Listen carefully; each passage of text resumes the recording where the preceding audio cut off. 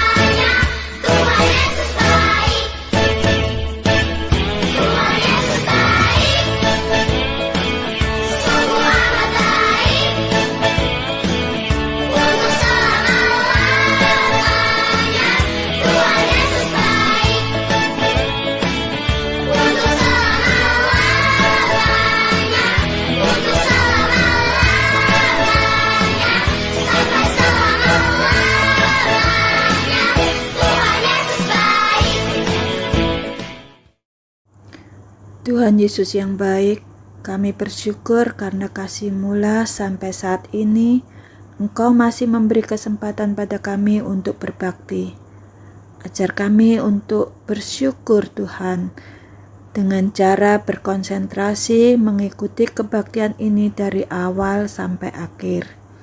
Pimpin guru-guru kami yang telah mempersiapkan pelayanan hari ini. Dalam nama Tuhan Yesus kami sudah berdoa dan mengucap syukur. Amin. Adik-adik, kalian semua pasti tahu seorang tentara.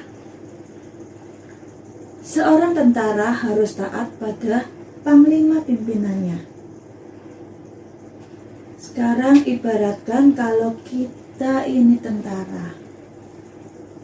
Menurut kalian, siapakah panglima kita? Ya, benar. Panglima kita adalah Tuhan Yesus. Ada sebuah lagu yang mengingatkan kita bahwa kita adalah pahlawan-pahlawan yang dipimpin oleh Tuhan Yesus. Yuk kita nyanyikan lagu itu. Aku pahlawan kecil.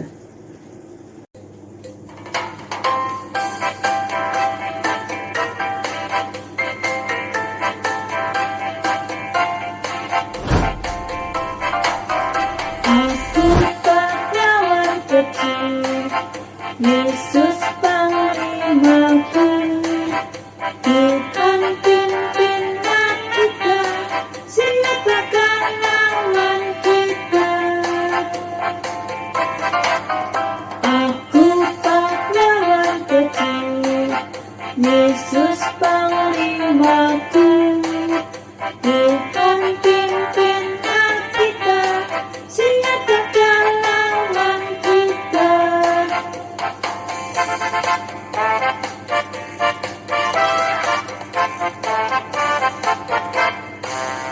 Aku pahlawan kecil, Yesus Panglimaku, Tuhan pimpinlah kita, siapakah lawan kita?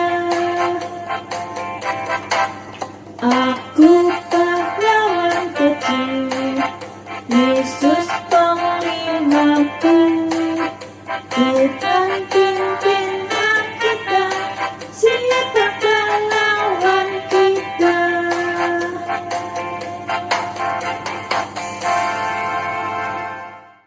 Kita harus bersyukur karena Tuhan menjadi pemimpin dalam hidup kita.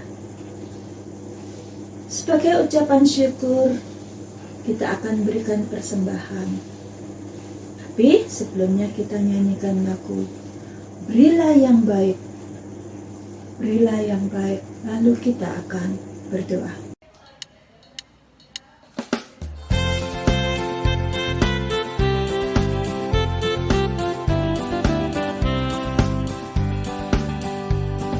Berilah yang baik, berilah yang baik.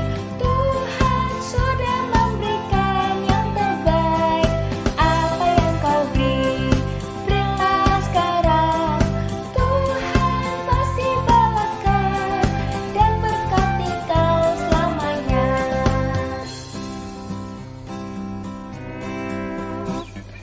Berilah yang baik, berilah yang baik. Tuhan sudah memberikan yang terbaik.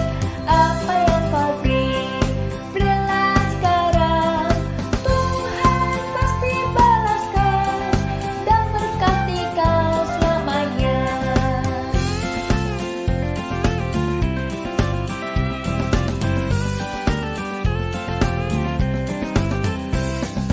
Berilah yang baik, berilah yang baik. Tuhan sudah memberikan yang terbaik. Apa yang kau beri, berilah sekarang. Tuhan pasti balaskan dan berkati kau selamanya.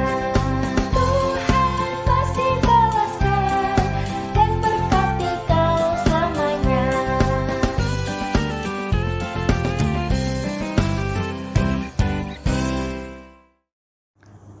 Kami bersyukur ya Tuhan karena Engkau memimpin hidup kami. Sebagai ucapan syukur, kami belajar memberi yang terbaik melalui persembahan yang kami kumpulkan hari ini. Terimalah ya Tuhan karena kami memberikannya dengan hati yang sukacita. Dalam nama Tuhan Yesus kami sudah berdoa dan mengucap syukur. Amin. Adik-adik, hari ini kita akan belajar dari seorang tokoh yang selalu dekat dengan Tuhan di saat dia memimpin bangsa Israel. Mungkin kalian bingung, gimana ya caranya dekat dengan Tuhan? Ya, kita harus mau belajar firman Tuhan. Sebelum kita mendengarkan firman Tuhan hari ini, kita nyanyikan sebuah lagu, Hanya Dekat Allah Saja.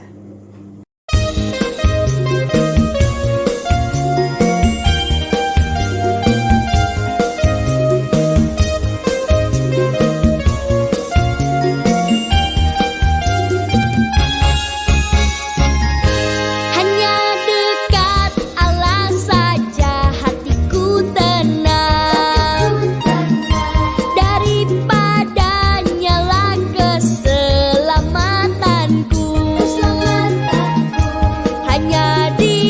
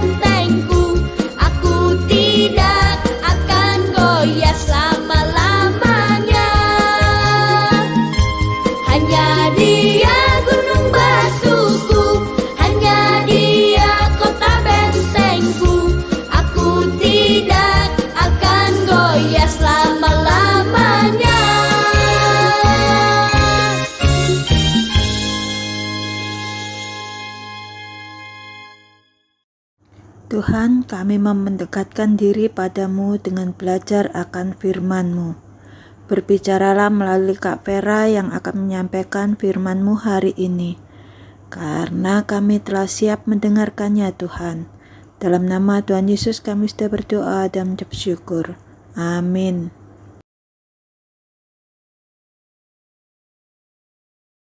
Dari cerita minggu lalu, kita sudah mendengar bahwa Tuhan menolong bangsa Israel untuk merobohkan tembok Yeriko dan menolong bangsa Israel menguasai kota Yeriko. Semua orang-orang dikalahkan, tetapi barang-barang yang berharga, emas, perak, tembaga, mereka ambil untuk mereka bawa. Tapi Tuhan ingatkan, tidak boleh diambil untuk dipakai sendiri. Bangsa Israel senang sekali karena Tuhan telah menolong. Selanjutnya, mereka harus mempersiapkan diri karena mereka akan menghadapi kota Ai. Setelah mengalahkan kota Yeriko, mereka harus mengalahkan kota Ai. Mereka bersiap-siap. Mereka mempersiapkan tentara untuk menghadapi kota Ai. Setelah mereka menyelidiki, mereka tahu kota Ai itu orangnya nggak banyak. Mereka pasti menang. Maka mereka pergi menyerang kota Ai. Tapi ternyata mereka kalah. Padahal jumlah orang Israel lebih banyak daripada orang-orang di kota Ai. Kok bisa kalah ya?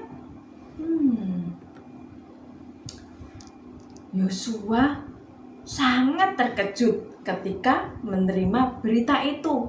Dia lalu menyobek-nyobek pakaiannya sebagai tanda kesedihannya yang mendalam. Kemudian Yosua berlutut di hadapan tabut perjanjian. Para tua-tua Israel juga berlutut bersama-sama dengan Yosua. Yosua mulai berdoa kepada Tuhan dan mereka bertanya kepada Tuhan, mengapa mereka bisa kalah? Lalu Tuhan berkata, "Bangun Yosua, mengapa engkau sujud seperti itu di tanah? Orang Israel sudah berbuat dosa, mereka tidak mentaati perintahku. Mereka sudah mengambil beberapa barang yang seharusnya masuk ke dalam perbendaharaanmu. Mereka mencuri dan berbohong serta menyembunyikannya di antara barang-barang mereka. Itu sebabnya mereka tidak dapat mengalahkan musuh mereka. Aku tidak akan mendampingi kalian lagi, kecuali jika dosa ini disucikan. Sekarang bangun Yosua, sucikan umat Israel dan suruh mereka bersiap menghadap aku besok." Lalu Yosua memberitahukan kepada bangsa Israel bahwa besok pagi Allah akan memeriksa mereka, suku demi suku, keluarga demi keluarga. Orang yang diketahui telah memiliki barang-barang yang dilarang itu harus dibakar bersama miliknya. Keesokan harinya mereka berkumpul dan Tuhan menunjukkan siapa yang mengambil barang-barang itu. Nah, ternyata orang itu bernama Akan. Yosua menyuruh Akan mengakui apa yang telah dia lakukan. Apa ya yang diakui oleh Akan? Kita dengarkan ya. "Benar, akulah yang telah mengambil barang-barang itu. Aku berdosa kepada Tuhan. Aku melihat di antara barang-barang yang di Yeriko itu ada jubah yang bagus sekali, ada sekantong perak, ada sebatang emas. Aku menyukainya, maka aku ambil dan kusembunyikan di dalam kemahku, di dalam tanah." Lalu Yosua menyuruh orang pergi ke kemah Akan dan menggali tanah di dalam kemahnya.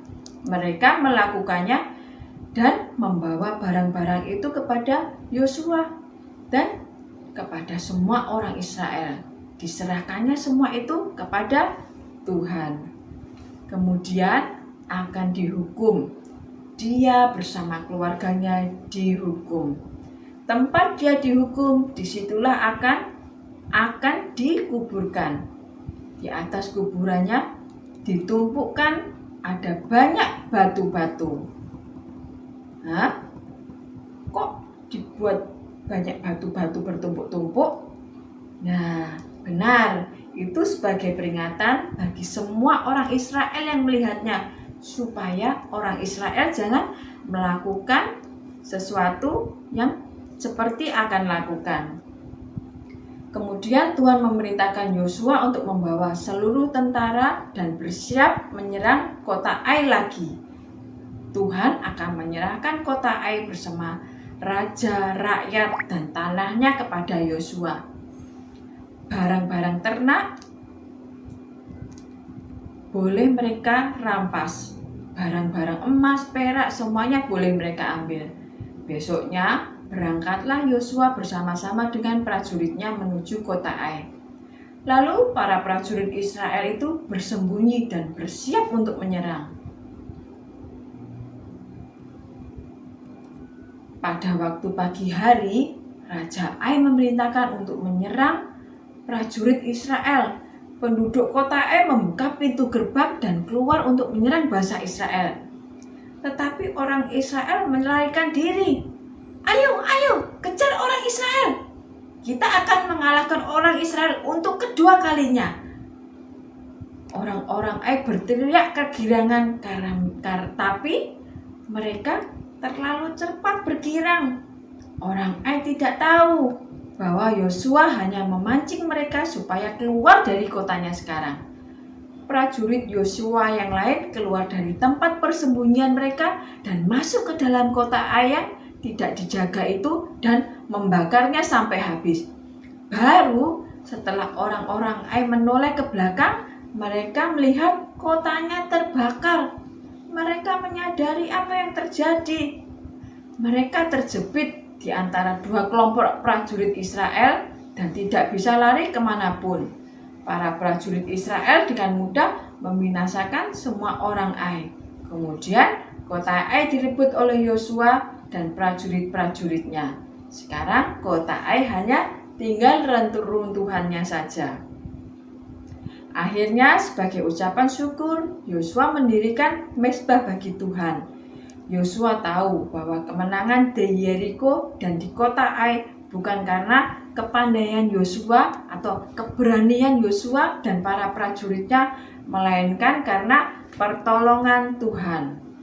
Adik-adik, ribuan prajurit Israel melakukan perintah Tuhan dan memusnahkan kota Yeriko. Tapi hanya karena satu orang saja yang mencuri barang untuk dirinya sendiri, barang yang dicuri hanyalah sedikit dibandingkan dengan apa yang dimusnahkan. Namun bagi Tuhan, dosa kecil sama beratnya dengan dosa besar. Tuhan tidak mengizinkan dosa ditutupi dan dianggap tidak ada.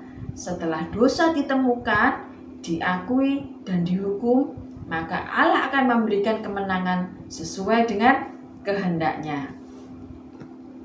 Ketaatan dalam melakukan perintah Tuhan sangat penting dilakukan sejak kecil, dan kita harus sadar dan mau mengakui dosa yang tersembunyi supaya dapat terus berhubungan baik dengan Tuhan, karena Tuhan tidak suka dengan dosa. Kak Vera mau cerita sedikit ya. Waktu itu Putri ikut dalam camp anak-anak di gereja. Dia tidur dengan 6 anak lainnya di kamar. Acara itu dilakukan di rumah retreat. Anak-anak bertemu setiap pagi untuk kebaktian. Putri senang bersama teman-temannya. Hanya sewaktu-waktu dia kelihatan sedih dan kecewa. Kenapa? Pemimpin camp itu juga tidak tahu. Pada hari terakhir dalam camp itu, Rosa yang tidur dalam ruangan yang sama dengan Putri datang kepada pemimpin dan melaporkan bahwa dia kehilangan jam tangannya. Tadi malam saya melepaskannya dan pagi ini sudah hilang. Semua anak dalam kamar Rosa terkejut. Apakah ada pencuri di antara mereka? Pemimpin camp memanggil anak-anak dan bertanya kepada mereka, Apakah ada yang melihat arloji itu? Tetapi tidak ada yang melihatnya. Rosa mulai menangis karena dia takut pulang tanpa arloji yang mahal itu. Sudah saatnya kebaktian pagi terakhir. Sebelum pemimpin camp pergi ke tempat ibadah, ia meminta seseorang dari pemimpin kelompok memeriksa tas anak-anak di dalam kamar Rosa. Pemimpin itu menemukan arloji di tas putri, tapi tidak mengeluarkannya. Dia pergi ke tempat ibadah, dan setelah ibadah, dia melihat putri pergi dengan terburu-buru ke dalam kamarnya. Anak-anak yang lain mengikuti untuk membereskan koper, karena hari ini sudah hampir waktunya untuk mereka pulang. Tiba-tiba ada teriakan sukacita dari kamar Rosa dan putri. "Lihat, arloji saya!" Rosa berlari dengan arloji di pergelangan tangannya. "Di mana kamu menemukannya?" kata pemimpin camp. "Di selimut saya," jawab Rosa. Anak-anak yang lain menjadi lega. Tidak ada yang bertanya-tanya lagi.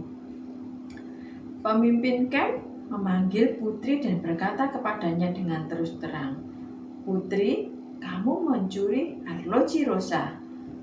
Arloji itu ada di dalam tasmu. Apakah kamu mau mengakui dan meminta maaf supaya kamu tidak kehilangan berkat dari camp ini?" Putri mulai menangis. Bukan kali ini saja dia mencuri. Dia sudah mencuri barang-barang lain di rumah, di sekolah, dan juga di toko. Tidak ada seorang pun yang tahu.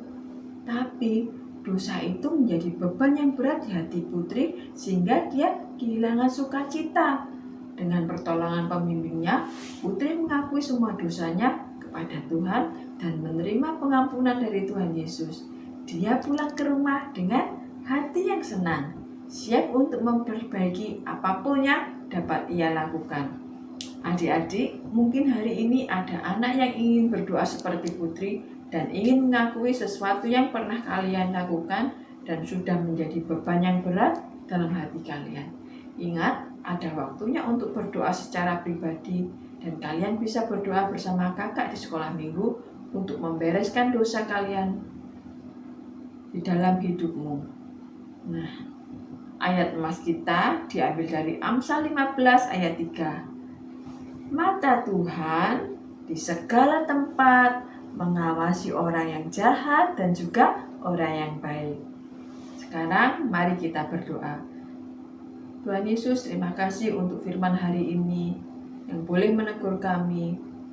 Mungkin kami mengalaminya. Tolong kami supaya mau mengakuinya Tuhan, sehingga kami boleh memperoleh sukacita dalam hidup kami. Tanpa dosa, kami memperoleh hidup dengan sukacita dan penuh dengan kedamaian. Tolong kami dalam menghadapi hari-hari selanjutnya. Dalam tangan-Mu kami berdoa dan mengucap syukur. Amin. Kita telah belajar firman Tuhan yang mengajarkan untuk hidup taat dan tidak melakukan dosa sekecil apapun. Sebelum mengakhiri kebaktian kita, yuk kita buat komitmen supaya kita mau belajar hidup taat di hadapan Tuhan. Ada sebuah lagu yang akan mengingatkan kita terus di saat kita melangkah dalam hidup ini. Yuk kita nyanyikan sama-sama.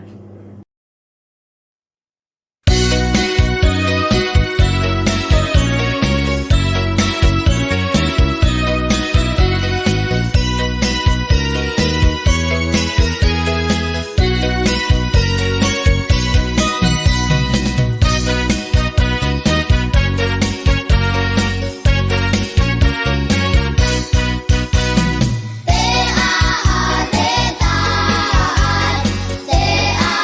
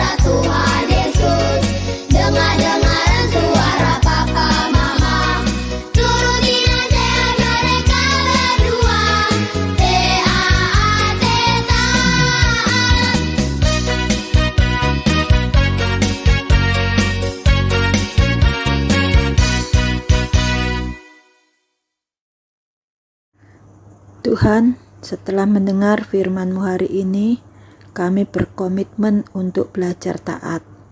Tolong Tuhan, biarlah Roh Kudus menyadarkan kami apabila kami berbuat dosa. Ajar kami meyakini akan penyertaan-Mu dalam hidup kami. Dalam nama Tuhan Yesus kami sudah berdoa dan mengucap syukur. Amin.